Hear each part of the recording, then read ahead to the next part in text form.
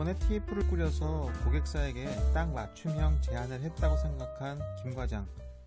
기대를 많이 하고 검토했는데 저희 제안 내용과 저희가 너무 많이 다르네요 라고 하는 저쪽 수석에 대한 이야기를 듣고 매우 기분이 울적해졌습니다. 분명히 열심히 쓰고 고생도 많이 했고 분석도 하고 많이 채웠는데 왜 부족하다는 평가를 받았을까? 어떤 것이 문제였을까에 대한 고민을 많이 합니다. 보통 이런 제안 현장에 가보면 고민들로 가득 차 있는 경우가 되게 많거든요. 그렇다면 김 과장님이 썼던 내용 중에 일부를 한번 우리가 같이 보죠. 컨설팅 제안서 발표 장표의 문구예요. 여러분들이 보시고 적절하지 않은 단어를 골라내 보시겠습니까? 저희 ABC 컨설팅은 유사 경험 및 전문성이 풍부한 인재를 적극적으로 투입하여 최적화된 결과를 만들겠습니다. 최선을 다하겠습니다. 감사합니다. 어떤 것이 좀 눈에 걸리나요? 이런 내용들을 코칭을 할 때 많이 여쭤보는 건 뭐냐면 손에 잡히는 문구가 있는가를 많이 말씀드립니다. 상대방이 읽었을 때 어떻게 하겠다 또는 이런 그림이구나 아니면 이런 내용이구나 라는 구체적인 거와 함께 상이 그려지는 문구가 되게 중요하거든요. 근데 여기서 보시게 되면 유사 경험이라고 하는 게 어떤 건지 잘 모르잖아요. 그렇죠? 그리고 여기 있는 미자가 들어있어요. 굳이 미자를 쓸 이유가 없어요. 그리고 앞에 있는 유사 경험과 뒤에 전문성이 같은 레벨이 아니기 때문에 미자를 쓰면 안 되죠. 유사 경험과 오히려 좀 과가 낫겠죠, 차라리. 그렇죠? 그리고 전문성이 풍부한 인재라고 하는데 사실 좀 애매합니다. 그 전문성이 풍부한 인재가 그러니까 경험이 10번 있는 인재인지 땡땡 대학교를 나온 인재인지 아니면 해외에서 많은 경험을 갖고 있는 건지를 전혀 모르잖아요. 세 번째, 적극적으로 투입한다는 얘기가 24시간 투입하겠다는 얘기인지 아니면 기간 내내 투입한다는 얘기인지 최적화된 결과가 우리가 원하는 결과인지 너희가 원하는 결과인지 아무것도 모르겠죠. 이렇게 두루뭉실한 이야기와 단어들이 등장을 하면서 마지막에 최선을 다하겠다라고 하니까 어때요? 저쪽의 수석들은 깝깝하죠. 왜냐하면 뭔가 되게 기대했는데 이 회사가 되게 잘한다고 했는데 마치 써놓은 내용들은 전부 다 우리가 아니라 다른 회사에 넣었던 제안서를 그대로 그냥 고객사 이름만 바꾼 것 같은 느낌이 든 거죠. 그래서 부족하다, 적절하지 않다라는 얘기를 한 것 같습니다. 그래서 오늘은 여러분들과 함께 컨설팅 제안서에서 절대로 쓰지 말아야 할 5개 단어를 한번 추려보려고 합니다.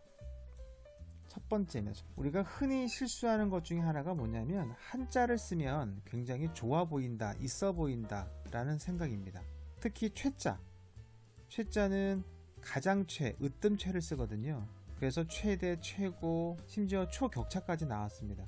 여기서 말한 최는 접사고 접두사죠. 그래서 얼만큼 더하다, 높은데 더 높아, 많은데 적절한데 더 최적화돼 이렇게 계속 최자를 씁니다. 저는 최자를 쓰지 않으려고 해요. 왜냐하면 이미 누군가는 많이 썼고요. 그리고 너무 진부하죠. 전형적이고요.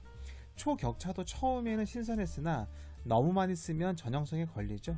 여기서 말한 초는 뛰어넘을 초자를 쓰거든요. 그러니까 격차를 벌렸는데 거기서 더 뛰어넘어서 격차를 벌리겠다. 과도한 주장이죠.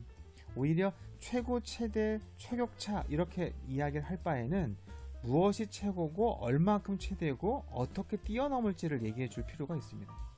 그래서 저희는 56%의 마켓 쉐어를 가져요 라고 얘기를 하거나 또는 우리는 땡땡땡 기술 부문 글로벌 탑 티어면서 국내에서는 넘버1입니다 라고 말하거나 50%가 넘었다면 세상에는 딱 2개의 제품만 존재합니다.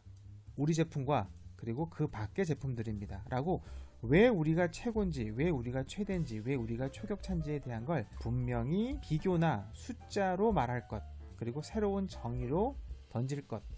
두 번째는 적자와 화자입니다. 적자는 명사죠.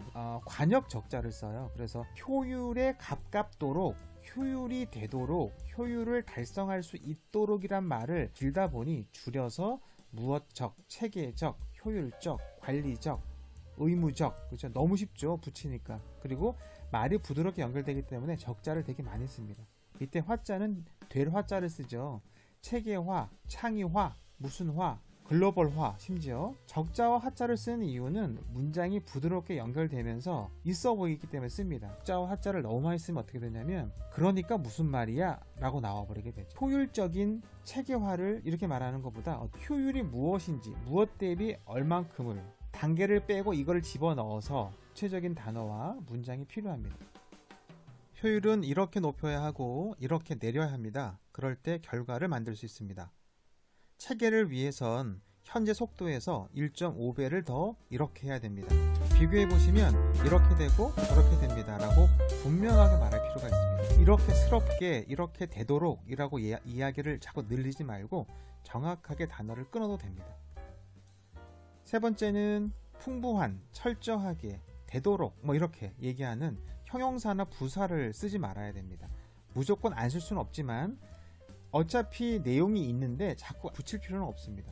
경험이 많습니다 라고 말하면 되는데 풍부하게 경험이 많습니다. 어때요? 너무 부담되죠? 그래서 오히려 형용사와 부사보다는 명사나 동사를 쓰는 게 좀 더 유리합니다. 풍부하게 인력을 배치합니다가 아니라 시니어를 2명 어떻게 추가합니다. 철저하게가 아니라 24시간 안정을 위하여 이렇게 대기합니다. 저희는 3단계 강화를 통해서 이렇게 진행합니다 라고 말하면 되겠죠. 자꾸 형용사 부사가 아니라 구체적인 숫자, 명사, 그리고 동사로 조정한다 생각하시면 됩니다. 네 번째는 밑자와 등자, 외자 이런 겁니다. 밑자는 우리가 콧말을 찍기도 뭐하고 그렇다고 입니다라 말하기도 뭐해서 문장을 줄일 수가 없으니 많은 사람들이 하는 게 밑자를 쓰는 겁니다. 뭐 밑 계속 밑자를 쓰는 거죠.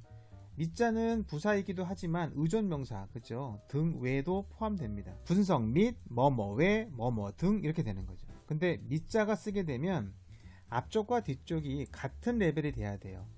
근데 우리는 그런 거 없이 막 갖다 붙이죠.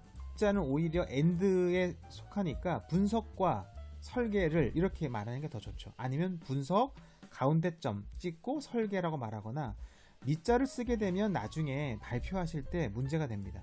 발표가 너무 이상해집니다. 보세요. 자꾸 읽게 되니 저희는 분석 및 설계와 무엇을 통하여 뭐 및 어때요? 수준보다 더 떨어질 수밖에 없는 거죠.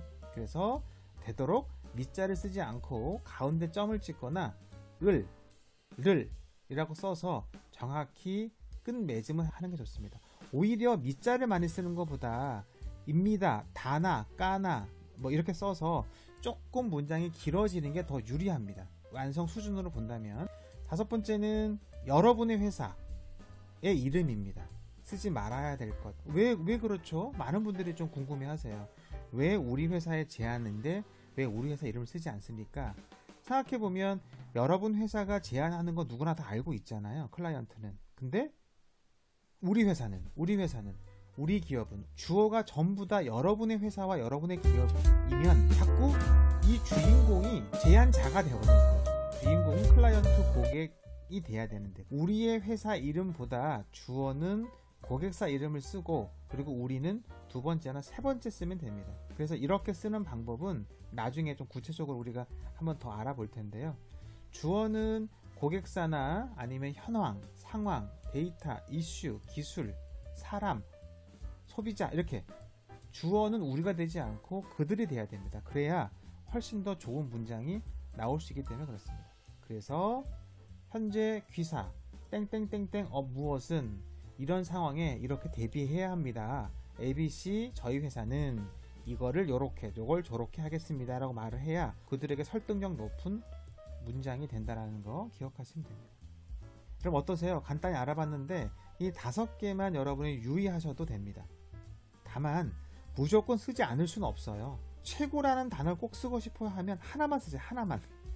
욕심 좀 버리시고, 그렇죠? 그리고 적자 같은 것도 최대한 줄이고, 우리가 말하는 최적화에 대한 최적화는 이 적자가 아니죠. 맞을 적, 그죠? 가장 적합하다의 이 적자를 쓰게 되는 거죠. 그래서 되도록 여러분들 한자를 쓰지 않는다. 그리고 최, 적, 화, 그리고 밑, 등, 외, 그리고 우리 회사의 이름만 좀 줄이는 것만으로도 여러분의 제안서는 훨씬 더 좋아지는 제안서, 그리고 그들이 한 번쯤 더 볼 수 있는 그런 의미 있는 제안서로 탈바꿈하리라 생각합니다.